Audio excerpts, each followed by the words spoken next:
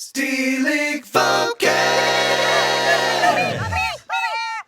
And it's good, isn't it grand? Isn't it great? Isn't it swell? Isn't it fussy? Verdon. Nowadays.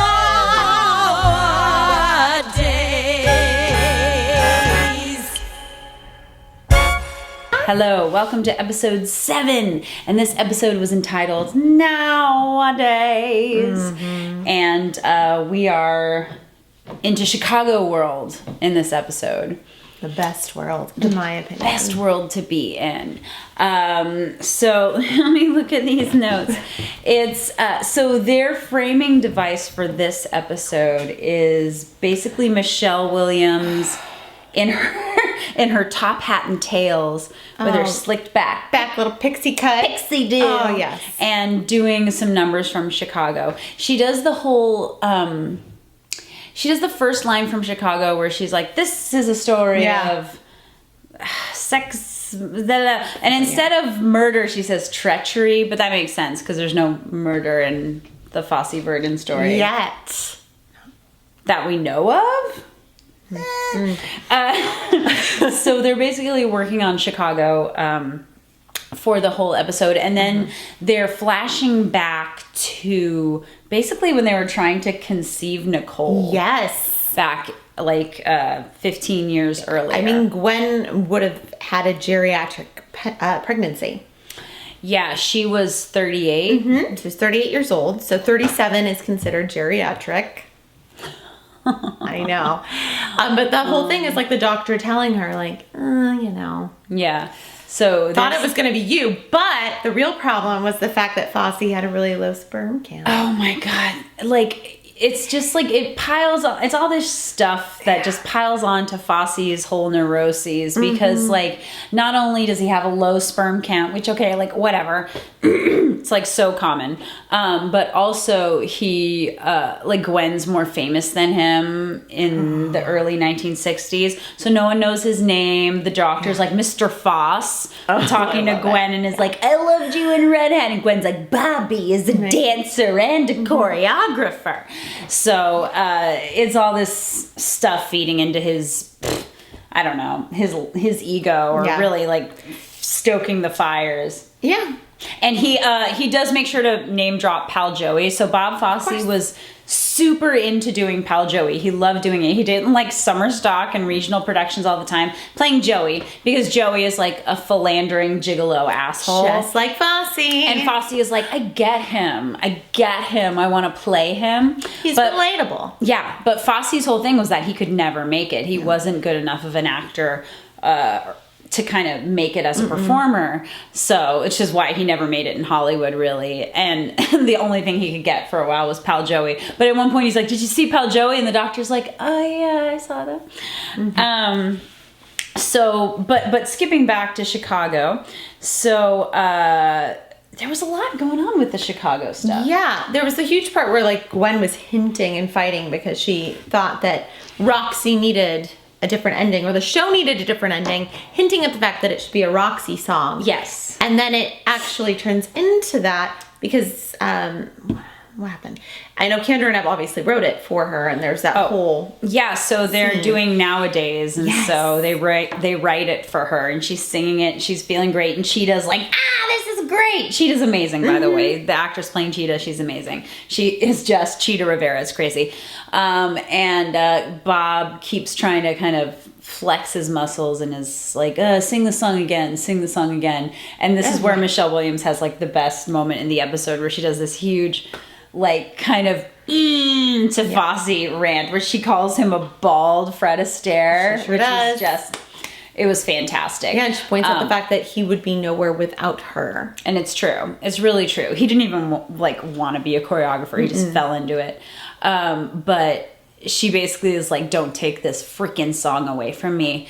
And the way they frame it in the episode is that they make it seem like they took it away from her and made it a duet. But if you've seen Chicago, at least Well, okay, I can't speak to the original production, but in the revival, which is fairly close to the original production, she sings most of the song. She sings almost all of it. It's almost as if the Velma Roxy part, the duet part's like a reprise of Nowadays. Yeah. Right before Hot Honey Rag. Yeah, she sings it, and then there's like a narration where it's like, welcome these gals, these merry murderesses, like, come on in, here's Velma Kelly and Roxy Hart. And then they sing a little coda almost of the song, and then they do the Hot Honey Rag. By the way, they did not do the Hot Honey Rag. I was so upset. They set us up for it. It was coming. I thought it was going to happen. I was all ready to see Michelle do some Hot Honey Rag. Don't you dare not do it. Look, I mean, it's hard, but they could have done it. I'm just saying. I'm let down, and I'm going to bitch about it on Facebook. She could have done it. For a good week and a half. Michelle could have done it. I have faith in her abilities because, oh my God, when she sang Nowadays, it was like when Verdon's voice was coming out of her mouth. Great. The vibrato, you know, she was like, it's heaven now. I mean, I can't. How is Michelle Williams the best actor in the world? How is that? I don't know. We got our first appearance of Jerry Orbach. We did. Or an actor playing Jerry Orbach. Ooh, and we got the whole like explanation as to why the ventriloquist thing, the choreography is that big in Just Reach for the Gun. Yeah, we both reached for the gun. Yes, sorry. It's late. And we both reached for the gun. Yeah, she's a ventriloquist dummy sitting on like his lap, and he's puppeting her. And I guess Gwen just couldn't keep up. She couldn't. But the guy, the guy playing Mary Sunshine though was living. Oh my God, understandable. Oh my God, he was going to town. So Bobby in this episode was hitting everyone up for Dexedrine. Ooh. He asked, I don't know if it was Kander or Ebb, but he asked one of them. And then he asked Patty Chayefsky, and Norbert Leo Butz is like, get out of here. I'm not going to do that for you. What are you talking about? And then he asked some like chorus girl. Some chorus girl. That poor chorus girl. She's like, am I fired? Oh my God. No, can you actually get me this ADD medication? Just give me these drugs, man. So that scene, there's a scene where Patty Chayefsky and Bob Fosse are like walking by Central Park. I'm assuming Central Park. I think it was just their angle. I just assumed. And Chayefsky is like, you know, when you die, I'm going to do your eulogy, and it's just going to be 4 hours of me like doing the tap dancing. No. Oh wait, no. No, Chayefsky is like, I'm going to do 3 to 4 hours of a big, long, boring speech. And then Fosse's like, oh, okay, well, I'm going to tap dance at yours. And the thing is, they really did make that bet. But they made that, or not bet, that deal in real life. But Chayefsky died first. Spoiler alert. So he's probably going to die in the next episode. But Fosse didn't tap dance at his funeral. Oh, wait, no, he did. He gave a eulogy, but then he gave like a very like sweet. How sweet. He gave a sweet little like. That's really cute. Yeah, it was hard because he was like his best friend. So he did do that. But yeah. Well, if I die before you die, Emily, you can tap dance on my grave. You're the better tap dancer. I would want you to make the effort to tap dance on my grave. I'll do a really bad tap dance number for you on your grave. So every episode, I feel like I go poor Nicole at least 5 times, and this episode was no exception. Her ballet recital. Oh my God, they were talking during the whole ballet recital. And now not only am I saying poor Nicole all the time, but I'm saying poor Ron. Yeah.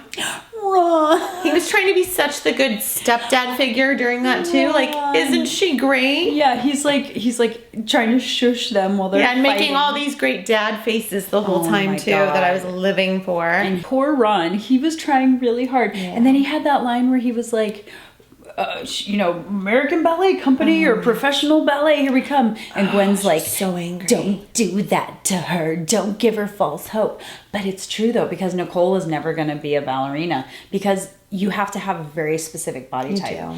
It's crazy. It's super crazy. But what are you going to do? What are you going to do? So a lot of this episode, I felt like Fosse, for whatever reason, well, I could think of a few reasons, trying to kind of reassert his dominance over Gwen Verdon.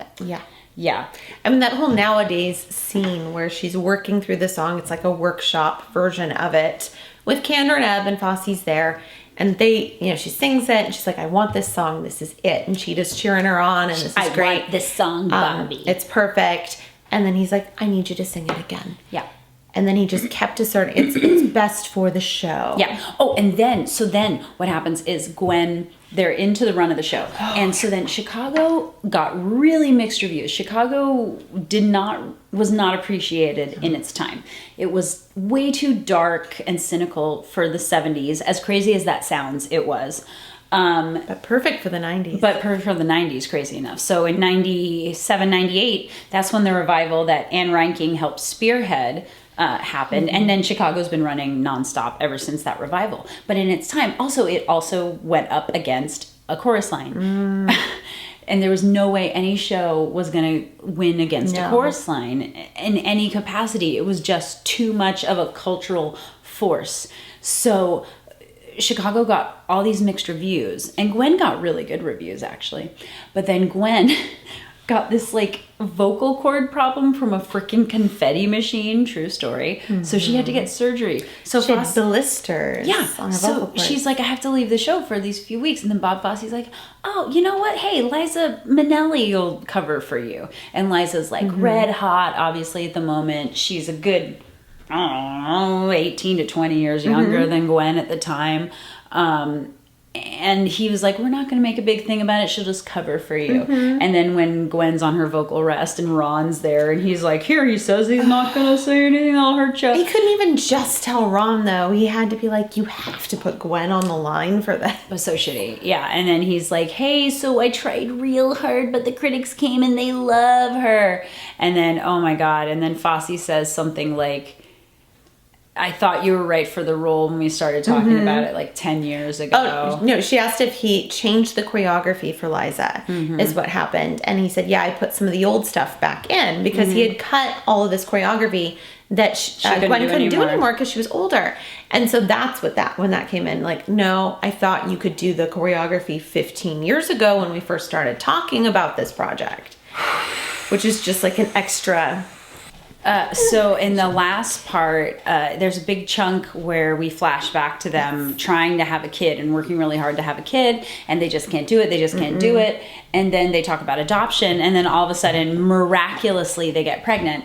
And of course, Mr. Projection is like, Gwen, who have you been having sex with except for me? And it's like, fuck you, man. You're the one who's doing it. The episode started with her like throwing candy dishes at his head. Everything. So much crystal was ruined. Oh my God. This episode, we glamorize the relationship between Fosse and Verdon a lot because they made all this amazing art together. But what this show is really showing me is like what a toxic relationship they were. Like how bad they were for each other and for the people around them who loved them in a lot of ways. So codependent. Like they just had to keep, I don't know, feeding each other, like feeding this beast. They kept doing shows together and then getting these digs in at each other and then trying to one up each other. And this episode really proves it, like how much they really hurt each other. Yeah. Over and over again, and they're just like, well, this is what we do. It was nice to see Sam Rockwell doing some dancing in his living room as Bob Fosse, doing some choreography. We forget that Sam Rockwell's a very good dancer. And there've been a few moments on the show where he's danced, but this was nice seeing him doing kind of so much, the classic stuff, working on choreography in the living room. That was really cool. And then, while they were working on getting the kid or getting an apartment, getting their apartment, that's when in the limbo world, Michelle sings Razzle, Dazzle. And that she sounded a lot more like her normal voice. She wasn't putting on the Gwen voice as hard. It was more like Michelle in The Greatest Showman. Yes. But she was great. She was great. I mean, she's so amazing. She's a powerhouse. Oh my God. She's the best thing about this show. She nails it. And then at the end, she comes back in, and there's a little note on the mirror from Liza. It's like, thank you, sweetie, for letting me cover for you. And of course, Gwen's like, I know, but it was so classy of Liza to do that. It's not her fault. It was very sweet, but it was just like, oh my God, there's just so much these characters deal with. Yeah. It's a lot. And Anne Reinking is there, of course, and she's dealing with the same stuff too. Like she's trying to be nice to Nicole and help her out, and Fosse's out there like trying to screw a freaking chorus girl, I think. I was just going to say like a cactus, anything that has any kind, I don't. Oh my God. He was trying to screw that chorus. He really, well, I think she thought that too. It was like does he want to fuck me or does he want to fire me situation. There are quite a few scenes in this series where girls are in situations with him and they don't know what to do. And then all of a sudden they're like, oh, this is happening. Okay. It's him exercising his dominance over them each time. And it's the whole Me Too thing as well. Because I gotta prove this to the strippers who abused me when I was a kid. It's him doing that. And then it's the women being like, well, this is Bob Fosse. He can make my career. So do I sleep with him? Or do I have some self-respect? And some did, and then I mean, well, you know, it's a hard line to walk. Oh, I know, and I say that sounding super judgmental when I say that. Yeah, because some women, we're not focusing on them on the show as much because they're not as juicy as stories. But of course, if you read his biography, there's plenty of women who are just like, I turned him down, and then there are women who turned him down, and it hurt their career, hurt their place in the show. It's fucked up. It's super fucked up. But we got one episode left. I can't believe that. So I think someone mentioned this in the comments last week, and I think it's probably true because he died during the revival of Sweet Charity. That's probably what they're gonna do. Is flashback to Sweet Charity. Yeah. Because also we started the episode with them working on the movie version. So I have a feeling this last episode will be Sweet Charity centric. One can hope. Yeah. Whilst this one was very Chicago. Which I love. Which we love. We love Chicago. Yes. Chicago is a fantastic show. It is. Very dark. Very Fosse. So we will be back next week for the last episode. But oh, it's heaven nowadays. Da da da da da.